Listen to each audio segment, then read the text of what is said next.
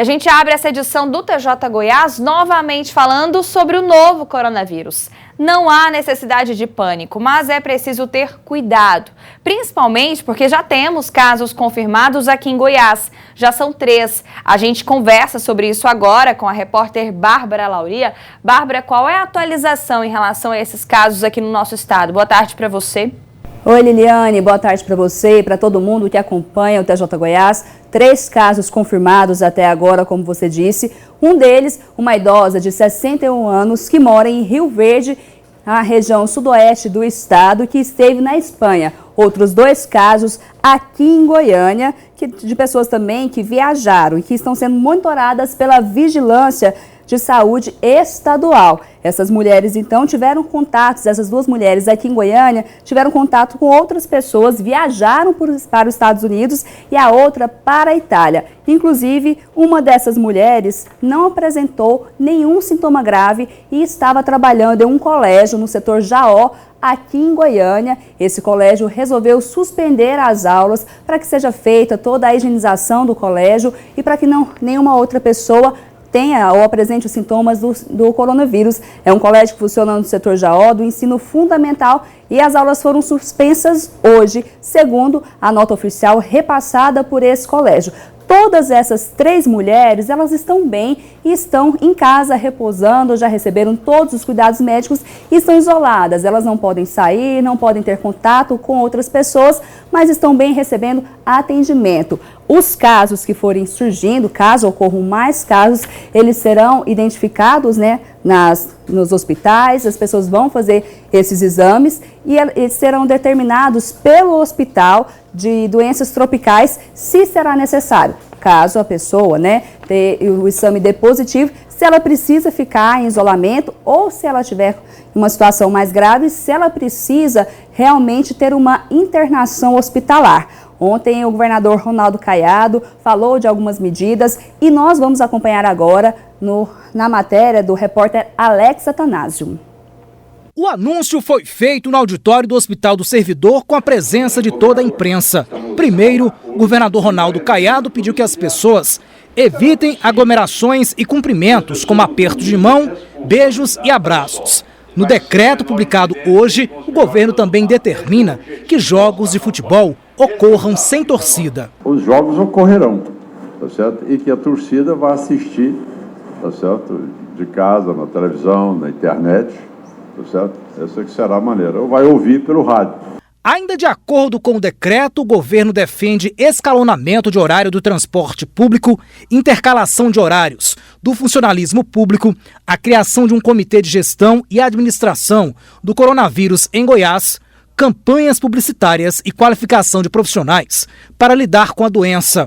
O governador também defendeu um novo protocolo de vigilância em restaurantes e bares, muito frequentados pelos goianienses. Ainda durante a coletiva, Ronaldo Caiado garantiu que vai antecipar a vacinação contra a gripe e todos os idosos serão imunizados em casa ou asilos. O decreto assinado por ele também torna mais simples alguns processos, como a compra de insumos, se necessário. Por intermédio de portaria, podemos resolver situações que aconteçam e que nós, naquele momento, não tivemos a previsão no detalhamento, mas de uma forma genérica ele pode ser contemplado. E a preocupação nossa com o decreto primeiro, tranquilizar a população. O decreto tem uma finalidade de resolver assuntos burocráticos. Lei de licitação, ocupação temporária do Hospital do Ipaz. Durante a entrevista coletiva, o prefeito Iris Rezende garantiu que as unidades de saúde de Goiânia estão preparadas para receberem os possíveis casos de coronavírus. Já o presidente da Assembleia Legislativa também tomou algumas medidas. Entre elas, está proibida o acesso de pessoas lá no plenário da casa e também na galeria. Também estão proibidas as viagens de deputados estaduais para o exterior. Os horários de ponto também foram flexíveis a partir de agora e também estão cancelados os grandes eventos nas dependências da Alego.